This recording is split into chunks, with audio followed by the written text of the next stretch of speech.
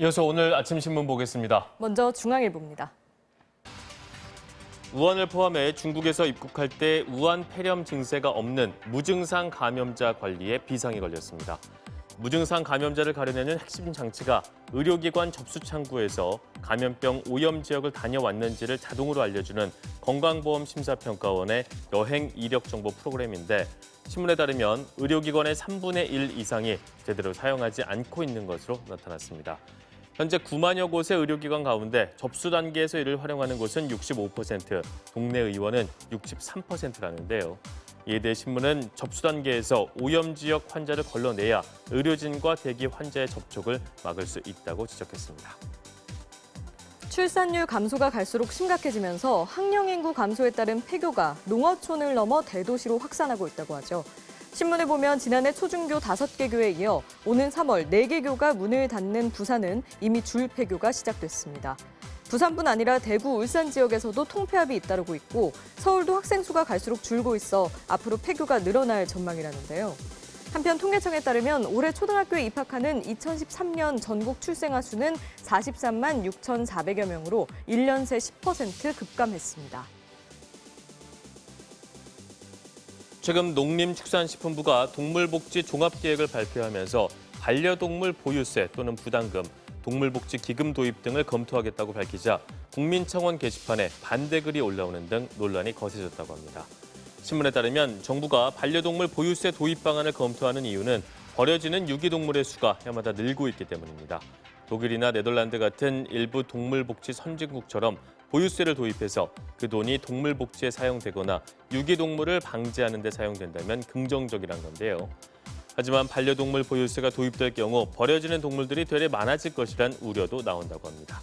한편 논란이 계속되자 농식품부는 반려동물 보유세 도입은 확정된 바가 없다고 한 발 물러섰다고 합니다. 빠르고 편리한 대출이라는 뜻에서 컵라면 대출 등으로 불리는 시중은행의 모바일 비대면 대출 규모가 최근 5개월 사이 2배 넘게 늘었다고 합니다. 정부가 고가 아파트에 대한 대출 규제를 대폭 강화한 12.16 대책을 발표한 이후에는 대출 우회로를 찾는 직장인들이 모바일 대출에 눈을 돌리고 있다는데요. 요건만 맞으면 별다른 제약이 없기 때문인데 문제는 쉬운 대출에 따른 연체율이 높아지고 있다는 점입니다.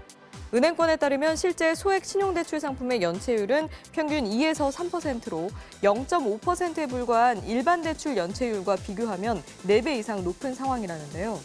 모바일 뱅킹 경쟁이 과열되면서 은행들이 대출 심사 기준 완화 등을 조건으로 고객을 유치할 가능성이 높아 여신 건전성이 악화될 수 있다고 신문은 지적했습니다. 지난해 12월 대한항공이 마일리지 복합결제 도입과 함께 마일리지 공제, 적립 방식을 대대적으로 개편하겠다는 방침을 밝힌 뒤에 불공정 신고가 잇따르고 있다고 합니다. 마일리지는 소비자의 재산인데 대한항공이 이를 재산 가치로 인정하지 않고 일방적으로 재산 가치액을 줄여버린 것은 불공정 거래에 해당된다는 주장인데요. 공정거래위원회가 이에 대해서 불공정 약관으로 판단할 경우 공정위와 대한항공 간 갈등으로 이어질 소지도 있다고 합니다.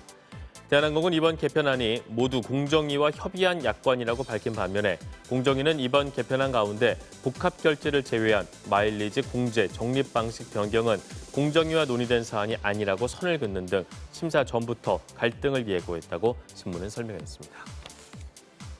겨울철 찬바람을 잠시 피할 수 있도록 버스 정류장 등에 설치된 온기 텐트가 지자체 재정 여력 등에 따라 큰 차이가 있다고 합니다. 서울의 경우 상대적으로 재정이 넉넉한 자치구는 온기 텐트를 많이 설치하고 내부에 난방 장치를 갖춘 반면 온기 텐트가 하나도 없는 구도 있다고 합니다. 실제로 신문이 파악한 결과 강남구엔 온기 텐트가 179개나 있었지만 구로구에는 하나도 없었다는데요. 온열 의자의 경우 온기 텐트보다 비용 부담이 큰 탓에 지역별 격차가 더 심한 것으로 나타났는데 온열 의자를 설치한 곳은 서울 25개 자치구 가운데 10개에 불과했다고 합니다. 아침 신문 살펴봤습니다.